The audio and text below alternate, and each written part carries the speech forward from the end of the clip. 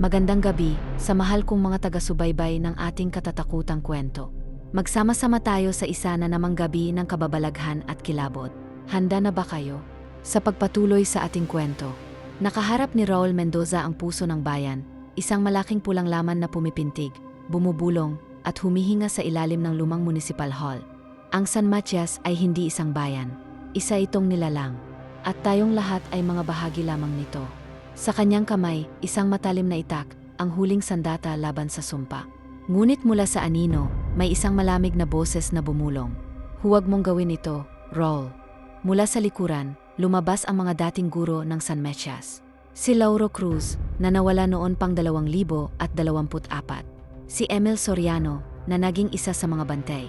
Si Gabriel Aguilar, na unang naghanap ng katotohanan. Lahat sila ay bahagi na ng bayan. Lahat sila ay naging anino. At ngayon, naroon sila upang pigilan siya. Kapag sinira mo ito, mawawala rin tayong lahat, sabi ni Emil. Mawawala ang bayan. Mawawala ang kasaysayan natin. Ngunit alam ni Raul ang totoo, wala silang kasaysayan.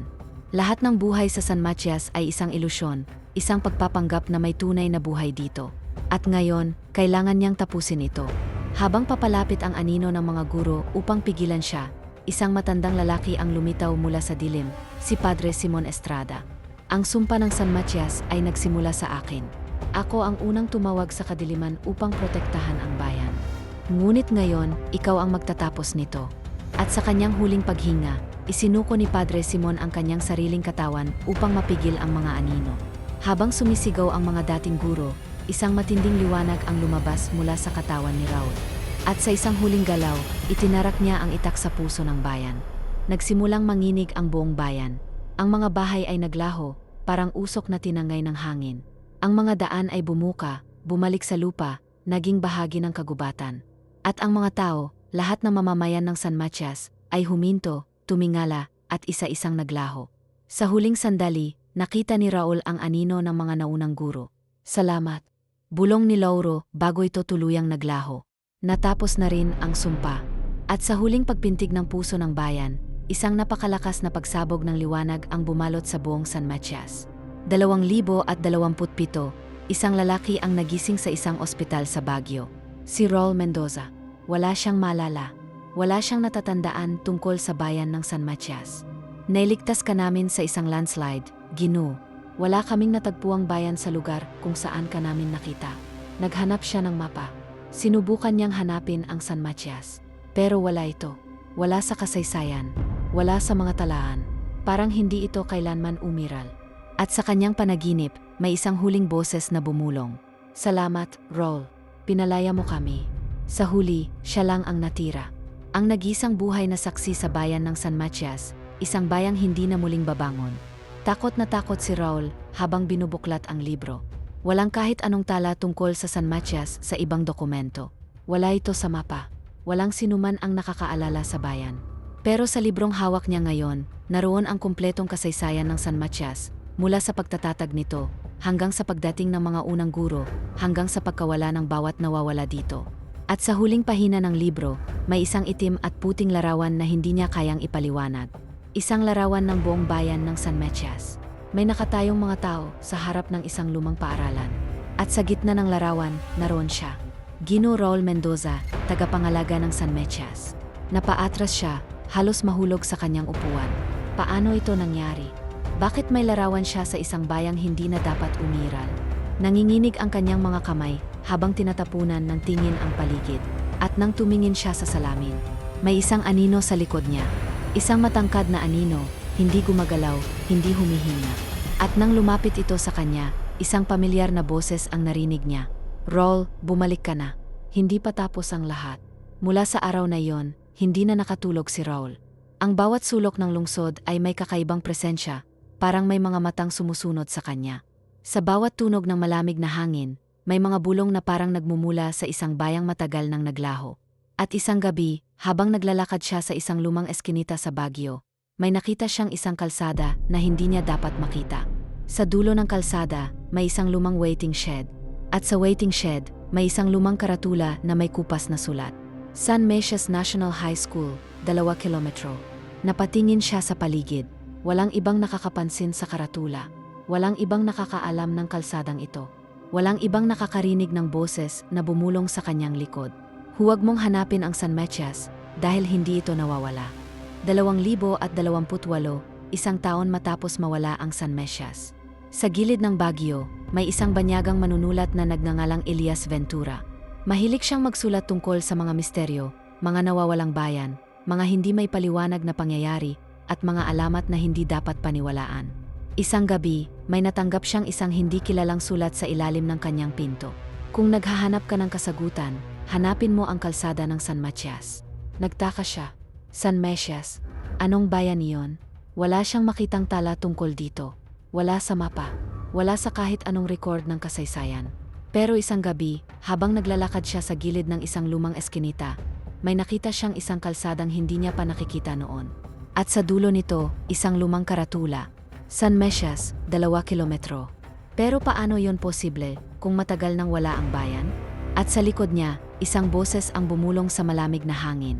Huwag mong hanapin ang San Matias dahil ikaw ang hinahanap nito. Hindi mapakali si Elias. Wala dapat San Matias sa mapa, pero naroon ang karatula ng kalsada. Wala dapat pwedeng pumunta roon, pero may daan patungo rito. At sa bawat hakbang na ginagawa niya palapit sa kalsadang iyon, parang may isang bahagi ng kanyang diwa ang bumibigat, parang hindi na niya malala kung sino siya. Subalit sa kabila ng takot, pinili niyang sundan ang kalsada. Sa bawat hakbang, pakiramdam niya'y lumalamig ang paligid. Ang kanyang cellphone ay wala ng signal. Ang mga punong pino sa gilid ng kalsada ay hindi na gumagalaw sa hangin. At sa dulo ng daan, sa ilalim ng makulimlim na langit, isang lumang bayan ang lumitaw sa kanyang harapan. Isang bayan na matagal nang dapat wala. San Metias, bumalik. Pagpasok ni Elias sa bayan, agad niyang napansin ang kakaiba rito. Ang mga bahay ay luma pero hindi inaanay, parang hindi sila iniwan. Ang mga tao ay lumalakad sa kalye, pero walang ingay, walang usapan, walang emosyon. At sa gitna ng bayan, may isang lumang paaralan na tila hinihintay siya. Habang naglalakad siya, may isang lalaking nakasuot ng Amerikana ang lumapit sa kanya.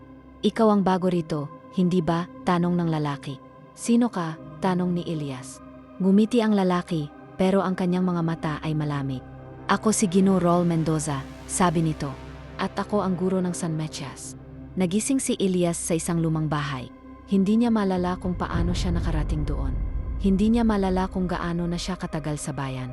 At sa kanyang relo, nakatigil ang oras sa 2:00 ng madaling araw. Nagmadali siyang lumabas, naghanap ng paraan upang makabalik sa Baguio. Ngunit nang lumapit siya sa dulo ng kalsada, isang nakakatakot na katotohanan ang bumungad sa kanya. Ang kalsada na kanyang dinaanan. Wala na. San Matias ay muling isinara sa labas ng mundo, at siya ay natrap sa bayan na hindi dapat umiral. Habang umikot si Elias sa bayan, napansin niyang ang mga tao ay nag-usap ng mga bagay na hindi niya maintindihan. Huwag kang lalapit sa lumang simbahan. Ang paaralan ay may sariling buhay.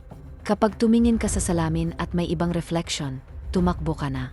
At sa isang gabi, may natagpuan siyang isang lumang diary sa loob ng isang sirang aklatan. Lahat ng bagong dumarating sa San Matias ay may isang kapalaran lamang. Isa sa kanila ang papalit bilang bagong guro. At isa sa kanila ang isasakripisyo sa puso ng bayan. Takot na takot si Elias. Hindi siya dapat naririto.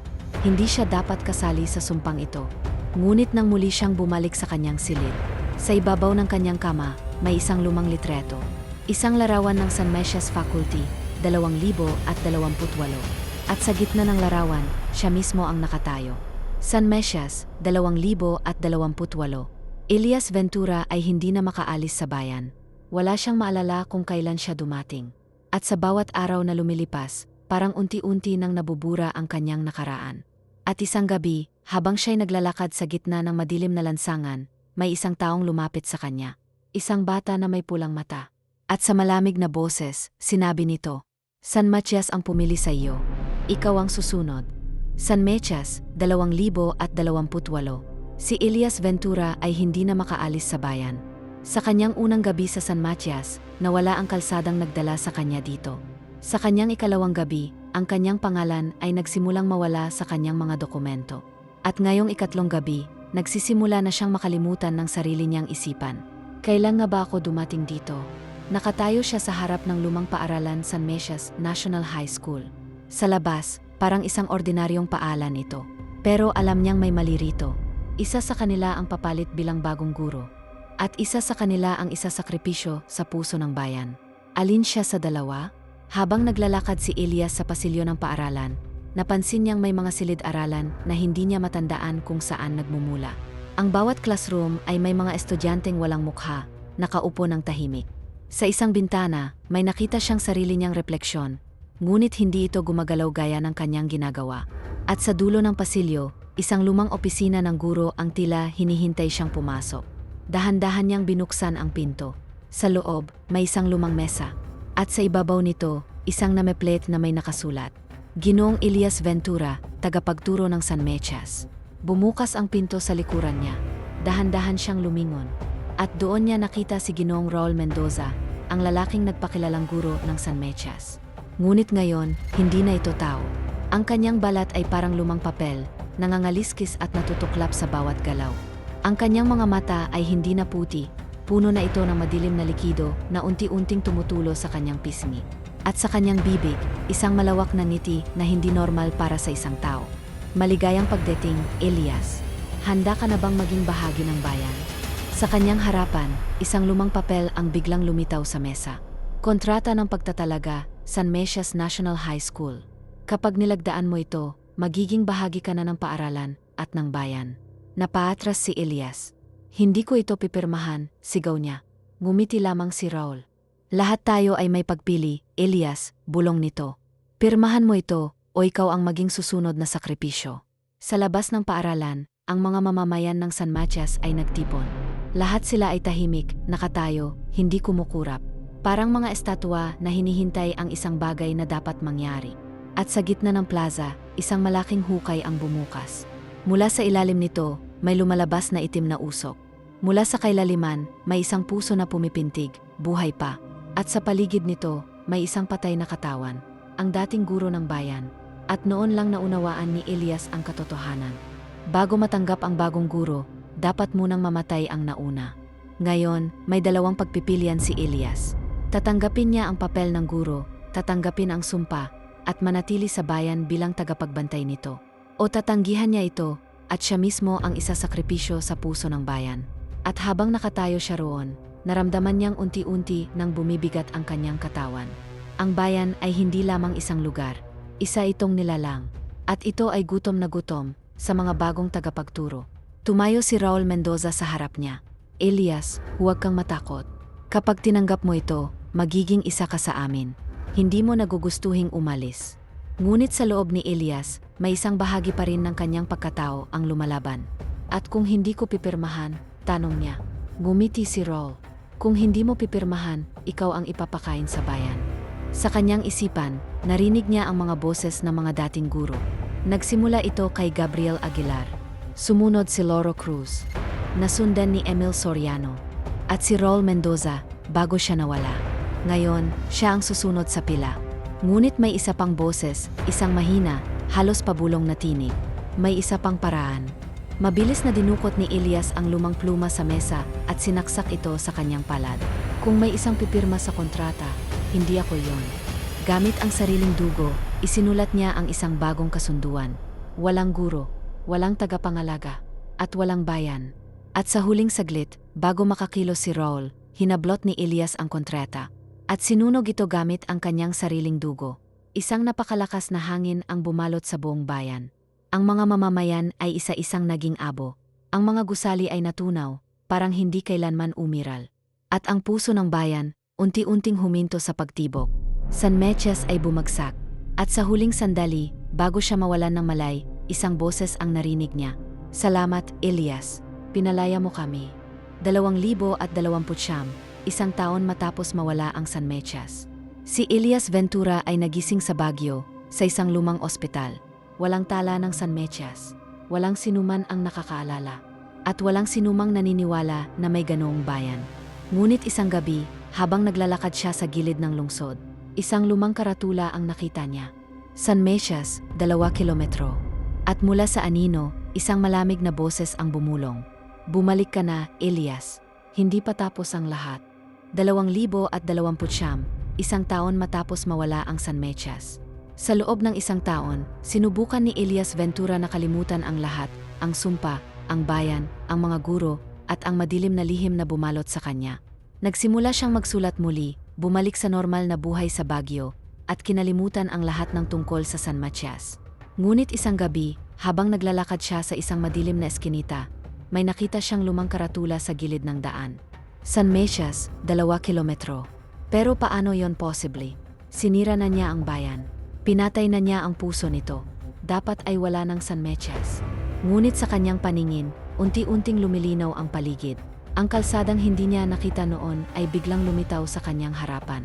Ang mga ilaw ng poste na dapat ay patay na ay unti-unting bumukas.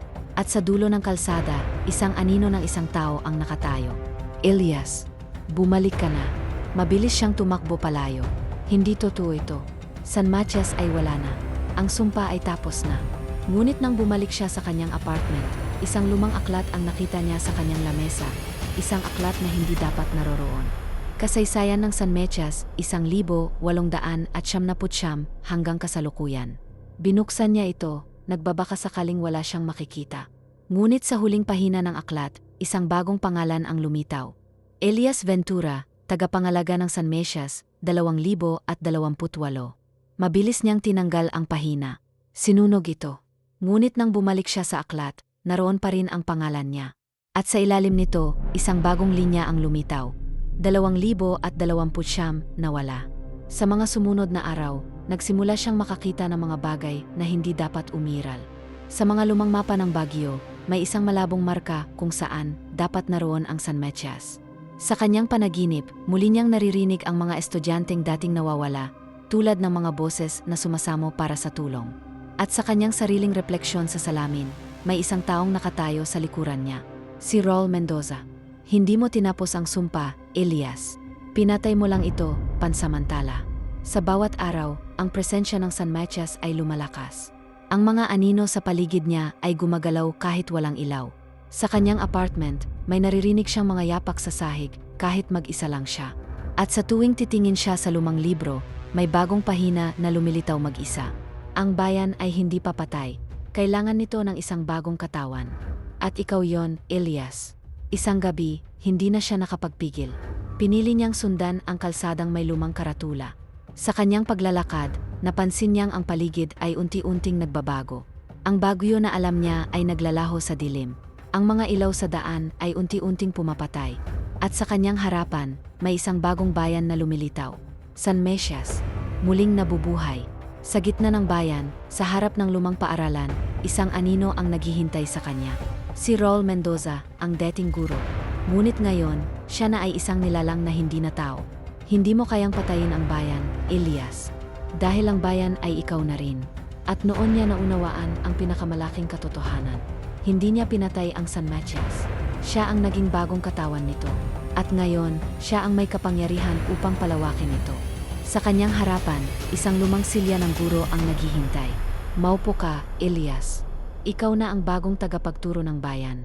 At sa likod niya, naramdaman niya ang mga kamay ng libu-libong anino, mga dating guro, mga dating estudyante, at mga dating nawawala.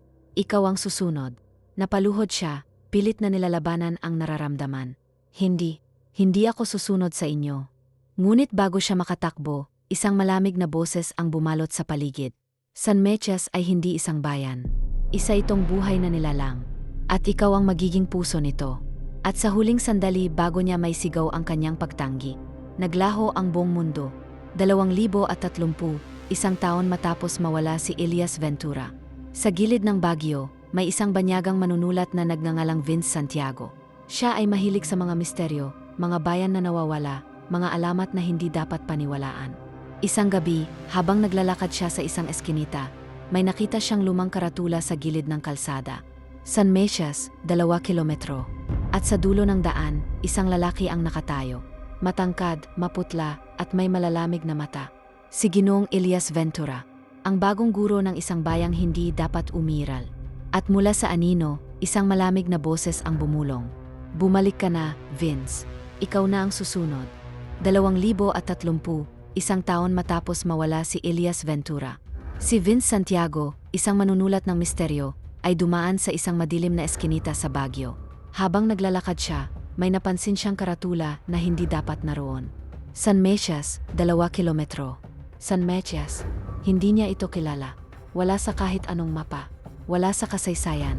Ngunit habang nakatitig siya rito, pakiramdam niya ay parang may isang bahagi ng kanyang diwa ang kumukulit sa kanya. Isang alaala na hindi niya malala. At sa dulo ng kalsada, isang lalaki ang nakatayo. Matangkad, maputla, may malamlam na mga mata. Si Ginoong Elias Ventura. Ikaw na ang susunod. Nagising si Vince sa kanyang apartment. Hindi niya matandaan kung paano siya nakarating roon. Ang huling natatandaan niya, si Elias, ang lumang kalsada, at ang hindi dapat umiral na bayan. Ngunit sa kanyang mesa, may isang lumang libro na hindi niya naalala kung paano napunta roon. Kasaysayan ng San Mesias, 1879 hanggang kasalukuyan. Binuklat niya ito, hinanap kung may anong kakaiba. At sa huling pahina, isang bagong pangalan ang lumitaw. Vince Santiago, tagapagturo ng San Mesias, 2030. San Mesias ay patay na, pero hindi ito nawala. Ang bayan ay hindi na lamang isang lugar, ito na ngayon ay isang sakit, isang nilalang na lumalawak. At ang mga napili nito ay hindi na maaring makatakas. Sinubukan ni Vince na hanapin ang bayan sa mapa, pero wala ito. Ngunit nang lumabas siya ng kanyang apartment, isang bagong kalsada ang lumitaw sa gilid ng Baguio, isang kalsada na hindi niya pa nakikita noon. At sa dulo ng kalsada, isang lumang waiting shed ang naroon, may isang bagong karatula. San Mesias, 1 kilometro. Nanginginig siya. Mas lumalapit ito. 3 linggo matapos niyang makita ang kalsada. Sa bawat gabi, nakikita niyang mas dumarami ang kalsadang may palatandaan ng San Mesias. Sa bawat sulok ng lungsod, may mga lumang gusali na hindi niya matandaan kung naroon na noon. At sa bawat tunog ng malamig na hangin, may boses na bumubulong sa kanyang tenga. Hindi na ito isang bayan, Vince. Ito ay nagiging isang bahagi ng mundo. At isang gabi, nang bumalik siya sa kanyang apartment, wala na ang kanyang pinto. Sa halip, may isang lumang silid-aralan na hindi dapat naroon. Sa loob, may isang lumang upuan.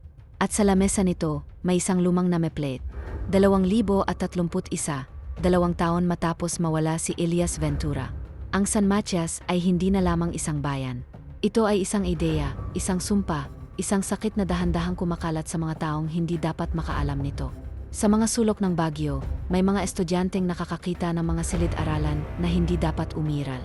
Sa ibang lungsod, may mga lumang guro na nawawala, at ang mga pangalan nila ay lumilitaw sa librong hindi nila pa nakikita. At sa isang eskinita, isang bagong karatula ang lumitaw. San Mesias, 500 metro. 2035, 1 taon matapos mawala si Vince Santiago. Sa Maynila, isang batang estudyante na nagngangalang Deo Ramirez ang naglalakad pauwi mula sa kanyang klase. Nagmamadali siya, giniginaw sa malamig na simoy ng hangin. Ngunit sa kanyang gilid, sa isang lumang peder, may isang bagong karatula na hindi niya pa nakikita noon. San Mesias, 50 metro. Napakunot siya.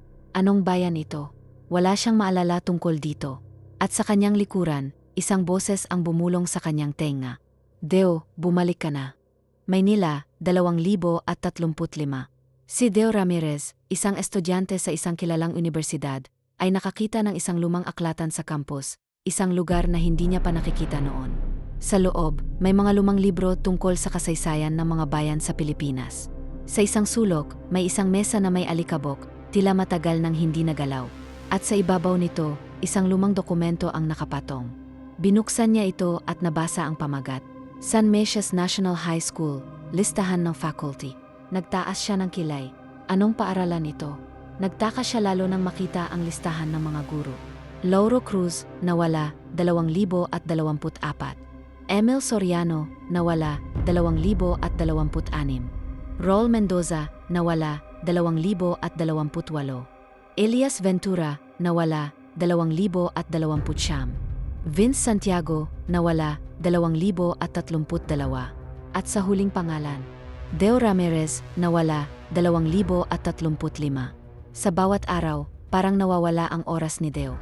Minsan, nagigising siya sa isang classroom na hindi niya maalala kung kailan siya pumasok. Minsan, nakikita niya ang sarili niyang pangalan sa lumang dokumento na hindi niya naman nilagdaan. At isang gabi, habang naglalakad pauwi, nakita niya ang isang lumang karatula sa kalsada. San Mesias, 1 kilometro. Sa loob ng isang buwan, nagkaroon ng sunod-sunod na pagkawala ng mga estudyante sa Maynila.